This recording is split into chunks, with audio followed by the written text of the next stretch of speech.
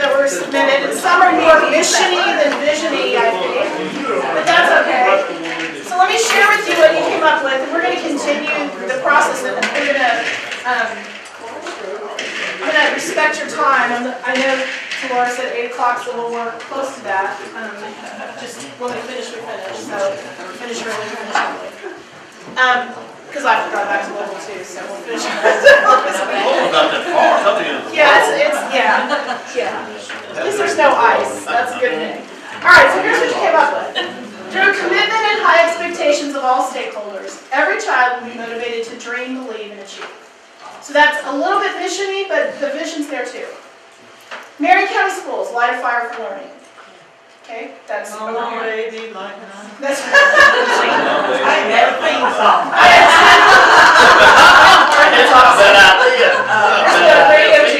Oh no. I had 2 different tables that want to stick with dream, believe, achieve. And then this one is very much the mission statement, honestly. Maximize student potential by providing a viable curriculum, engaging instructional activities, developing input from the community to ensure all students are college or career ready upon graduation. That's that operationalism. Do you see it? Okay, so they jumped ahead to the next step, which is fine. We're trying to get you up by 8. Yeah, that's y'all are awesome. Okay, then there's a group that went ahead and shared some of their "this we believes" that they wrote. So I'm going to blow these up a little bit so you can see them. Let's do this big, and then I'll just back up here. Okay, so this is that starting piece where you kind of group and you figure out what you believe. And I think there's a way. I love your dream, believe, achieve, and now I'm wondering how we structure maybe your core beliefs around that. We believe this, we're dreaming this for our students, we want to achieve this. So I'm already there thinking that, like, when I drive back to Louisville tonight, I would probably send to Laura and Tammy an email and say, okay, I came up with, because I do my best thinking in the car. So they believe all students should be engaged in a guaranteed viable curriculum, graduating college and or career ready, and exiting on grade level. And I put in the word transitioning, because exit sounds like you're leaving something when really you're transitioning. So I'm just wordsmithing as I was typing. Then we look at the rest of their list, and we didn't have these organized yet, but forming relationships is paramount to continuous growth. That's what they believe. They believe in nurturing the whole child, a welcoming and safe environment, high expectations drive, data-driven decision making, professional accountability, customer service, community support is valued, CCR begins at birth, and I'm curious about that. I think we have to uneducation ease some of these and make it more community-based, if you will.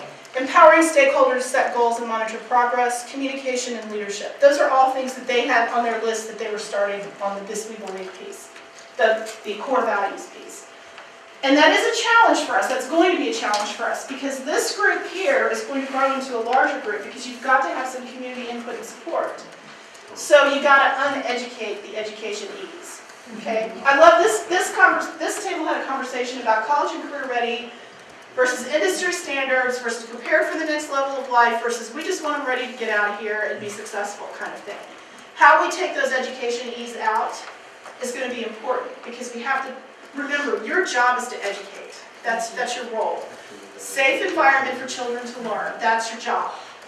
So knowing that, how we make those things accessible to the rest of the community is important. How do we phrase that? Because that engages your community appropriately.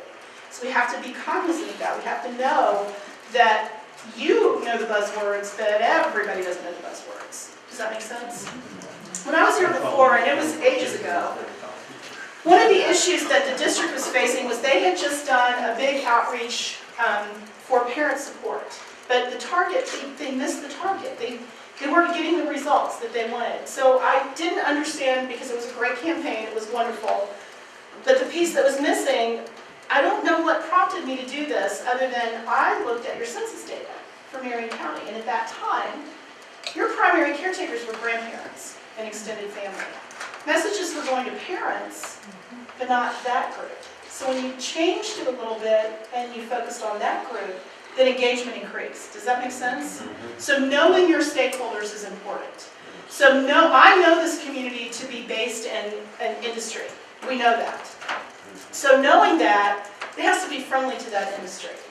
It also has to be friendly to the generations that are in your district.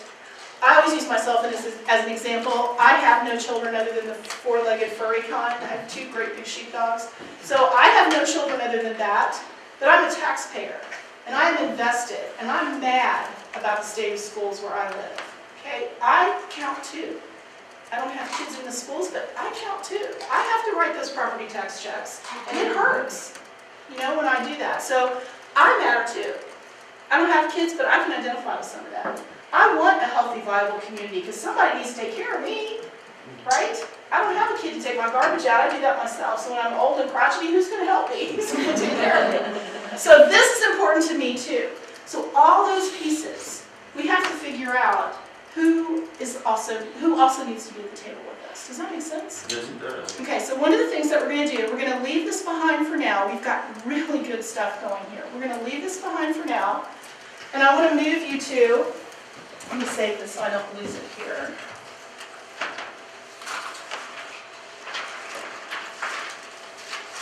Pam, I'm just going to save this in your documents, okay? Okay. Under work session. Okay, and I'll put it on my drive in a minute.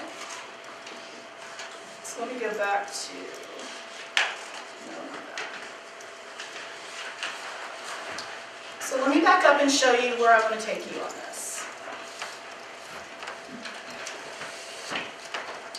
We know how critically important this vision work is because it does shape your framework, it does provide the foundation, and it should be flexible enough in interpretation.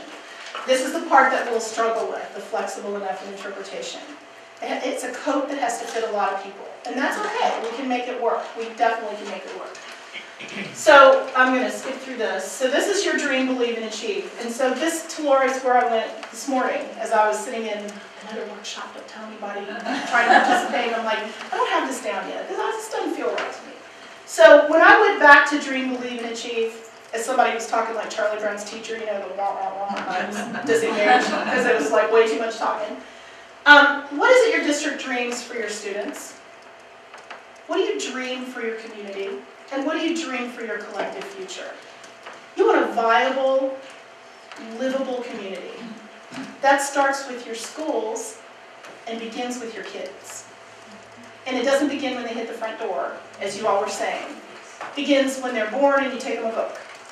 And it begins when you keep that reading campaign going that I'm familiar with. And when they enter kindergarten, you want them on level, right? You want them prepared and ready to go. And when they leave kindergarten, they're ready for first grade.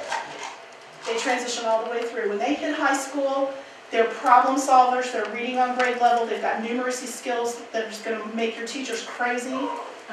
And then when they get ready to decide where am I headed, you have kids who are passionate about the work they'll do at your ATC. You have kids who are passionate about the work they'll do getting ready for college. You have kids who are passionate about taking over dad's business.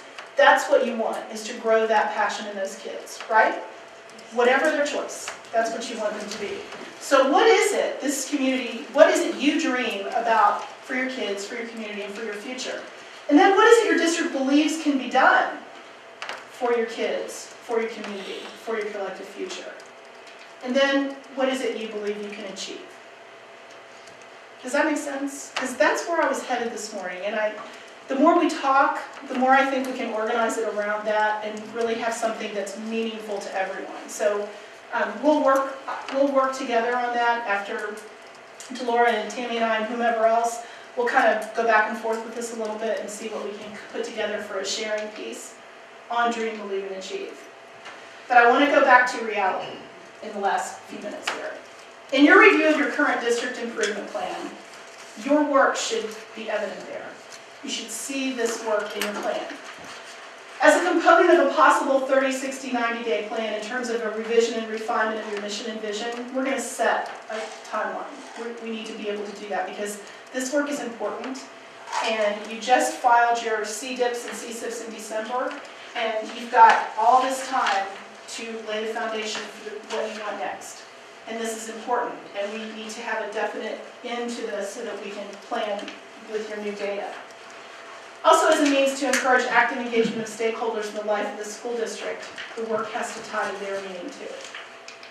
So when we start with visioning, in our first 30 days of vision work, Dr. Hazelton calls it do no harm. Don't screw anything up. Okay, just go out, listen to the people, figure out who you've got out there, talk among yourselves. It's like fact gathering and discussion with district level staff, review existing documents for congruency, what's right, what's not right. You all have already decided you want to do some tweaking and some revision. Not a problem. The next 60 days is engaging your community, and I think that's where we are. So, increasing your visibility in the community, engaging in discussions as appropriate with community leaders, and then assembling your vision team. So, we're kind of at the 60-day mark here, like what are we going to do in these next 30 days to figure out who gets on board, and then engage your community in that piece. So, in your workbooks, I've got that do no harm page, but on page 5, there's a funnel, if you will. When you put this together, who needs to be at the table? When I was here before, every SPDM council was a part of the work that blew out of the smaller work session. So the next work session, like every SPDM council was there, the entire board. You had mayors of every town. Loretto was here. All of them were here.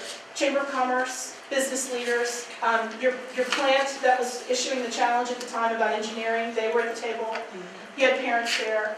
Everybody was there. It was a huge meeting, like 100 people, wasn't it? Like Friday, Saturday. It was huge. So who needs to be on this visioning team? Identify your key players. You don't have to have 100 people, but we probably have to have more than in this room to get the buy-in that we need. And you can do strategic invitations. Board members, you need to be thinking about who is it I know in my constituent group that I need to be here. You guys can be thinking about all your towns and who needs to be represented. So you're going to have district leadership, you're definitely going to have community leadership, and you're going to have school level leadership to help finish crafting this vision piece. I always go back to advanced ed because that's where our work has to live now. We're now going to be accredited using advanced ed standards. My low performing schools right now, they're in our schools. This is day 2 of we were in session yesterday. This is day 2 of the review to decide, honestly, if 3 principals get to keep their jobs. Their jobs are on the line. This review team comes in, and if they make the determination and recommendation to Commissioner Holliday and he signs off on it, they can be removed for lack of progress. That's how serious this is for all of us. So when I talk about an improvement cycle, when you all write your vision statement, it needs to be able to live through the cycle of continuous improvement because it's a growth mindset. You're constantly moving forward.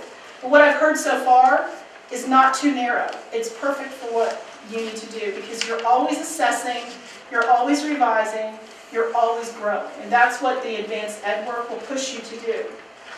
Your vision statement, of course, sets the tone and the course for your work, and it impacts always 5 basic areas. And now this is where the board members will start sitting up and go, oh, here we go. Okay? What you decide is going to impact your fiscal resources. It's going to cost you money, right? Or you're looking to save money. Personnel. Maybe you're going to shift, and I'll pick on the ATC over here. Maybe you've decided you're going to blow it out and double what it does now. He's getting excited. And he's like, what? I get to do Brandon more? doesn't get excited. He's smiling though. Excited. But that will require personnel changes. That means somebody might have to go in order for somebody else to come on board. Does that make sense? This is not working. It's not really where we're headed anymore. Little Miss Bessie, we love you, but we're moving in a different direction. I use Bessie because that's my dog's name, and I usually hope not to upset people over it. So, because I don't want anybody going, what? I'm leaving? That's my mother's name. Okay, well, sorry. It's my dog's name, so I always use that. Winston's my other dog. You use that one, so I use that. It may also impact facilities. It may also impact facilities. You might have to build a new ATC. You might have to decide you've got a birth to graduation thing going. You might need an early childhood center. That's a facility issue for you. Curriculum and instruction. Tammy's bailiwick here. She's going to guarantee it. She's going to hold everybody to it. But there are going to be implications no matter what you do. You have a birth to graduation piece. We don't play with kids from birth to kindergarten usually, do we? Except in a little bit of preschool. But you've got implications there now, because that's something that you're setting up. In communication, who needs to know this? Because communication, you all even said, you've got it as a shared value, that is critical. Without that communication, we're in big trouble. These are some vision statements that some people used. Every student is prepared for 21st century, every student prepared for graduation and beyond, college and career ready, all the buzzwords you've got going. When you look at strategic planning, it's like a concentric circle of things that have to happen. Because I can tie 21st century skills to every one of those. One-to-one laptop initiative. Fiscal, it's going to cost you money. It is not just the Kindle Fire that you might put in a little third grader's hand. It's the internet access points. It's the technology that you have to put into the school, the infrastructure to rebuild, etc. Facilities, that's the whole, we got to modify buildings, we have to do X, Y, and Z. Personnel, somebody's got to know how to do this. Curriculum instruction, it's not a toy, it's a tool. Tammy's got to figure out how to integrate it. In communication, you've got to communicate the why, the how, the what of all of this. Make sense? I just picked on one thing. Oh, look, here I wrote it in here. Every junior and senior will have a tablet computer or an iPad for use in the classroom. That might be your district goal, is to provide every student the opportunity to master 21st century technology skills. One strategy is every junior and senior is going to have an iPad. So what are the implications in each area? I just walked you through those. Do you see that? So all of this, Dr. Hazelton had 32 years in education, most of it as a superintendent. And these are the areas that always fell back to him. And that's why we've organized the work for strategic planning in these 5 realms. Make sense? So when you start down the road, when we get this vision and mission finished, and you start looking, these are the areas that you've got to organize each piece around. There are a lot of people that will say, how much is that going to cost? And what does that mean for our facilities? And what about our teachers or our staff people that are going to be required? Let me share another example with you. I think the Jefferson County Public School Board finally caught on to the fact that they have a black eye in the state because 10 of their 21 high schools are low performing and 8 of their 22 middle schools are low performing. So half of their high schools are in the bottom, 5%, and then another 8 middle schools. That doesn't take into account the low performing elementaries. Those are just the 18 I work with. They decided we need to step up to the table. So one of the things that they did was set aside, hold on board members, set aside $5 million to support extended learning in these buildings every day. The superintendent and the board said, we'll extend the school day by 2 hours for you. We'll pay for the teachers, we'll pay for the transportation, we'll pay for programming, we'll feed them a third meal. And of course the schools were like, we can't do that 5 days a week. And they did. They ended up with a 3-day program of extended learning. They haven't spent all the money by any means. We're just learning how to make use of that. But every one of those gets an implication from some initiative like that. Every one of them. They did a pretty bad job, actually, at the school level of communication. Did a great job at the district level. Didn't do as good a job at the school level on communication. The curriculum instruction, we're trying to make it data-driven. Do you know how much extra work it is to do 2 extra hours a day with kids who aren't meeting benchmark? So that work is difficult, to say the least. Personnel, who's going to do this? Who's going to supervise this? Who's on call till 6 o'clock when the last kid leaves? Facilities, they need to move programming because some of the schools are used after school for different issues, different items. Plus, they had to upgrade with technology because that was a piece of what they do, putting technology in the hands of kids. And the fiscal impact, $5 million is quite a pretty penny for any district, even one as large as Jefferson County. And just last night, the board members, the 6 board members that were present last night, I think it was, they were just going at it about how are we doing? Are we being effective? Are we being good stewards of this money? And are we being good stewards of the intent of this program? So they're watching it. I have no skin in this game other than my tax dollars are playing it. But in my role as KDE, I'm on the phone with Donna Hardings every other week. How are you doing? Are you monitoring? What can we do to help? How can my staff help you get better results? You know, I'm helping hold her accountable too in a different way. Does that make sense? But those 5 areas, no matter what, they're going to pop up for boards and for leadership teams. So these are the 5 areas that we'll focus on as we go forward.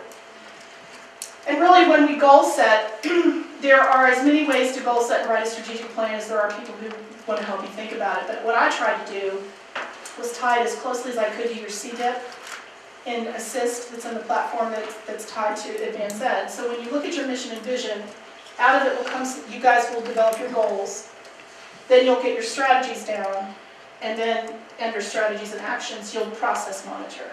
That's the most important piece in my world. Once you get all this going, you got to keep up with it. How are we doing? Are we making the best use of our money? Do we need to do it differently? You got to give it a little time, but you got to do all of these things. So this is our district work. And when we get to process monitoring, it may impact our strategies. We may have to revise our goals. It's an iterative process. It never stops. It continues all the time. So that's what we'll get to. And it really goes back to this continuous improvement model where we set goals that are measurable and achievable. We plan strategies, resources, and actions. We implement, we evaluate, we analyze, and we revise in a continuous cycle.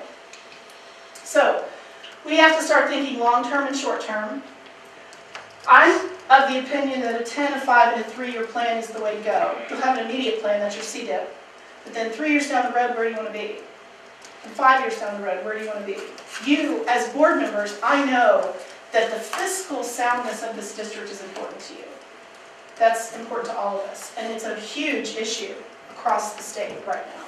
So knowing that, where do you want to be 3, 5, and 10 years down the road? And you can organize it around those 5 areas that we talked about. Where do you want to be in 10 years fiscally? Where do you want to be facility-wise in 10 years? Do you have a school that needs to be replaced or modified or renovated? Those kinds of questions. Where do you want to be in terms of personnel? Where do you want to be in terms of curriculum and instruction and in terms of communication? What's your plan going to look like? You back it into 5, you back it into 3, and then your annual plans. But again, it's not solitary work, it takes a team. And so, as we engage in this strategic planning piece, there's also a workbook page for you. Just past the advanced ed stuff, I think. Keep going, keep going. It looks like this. It's page 10, sorry, I didn't have glasses on. Page 10. Strategic membership team.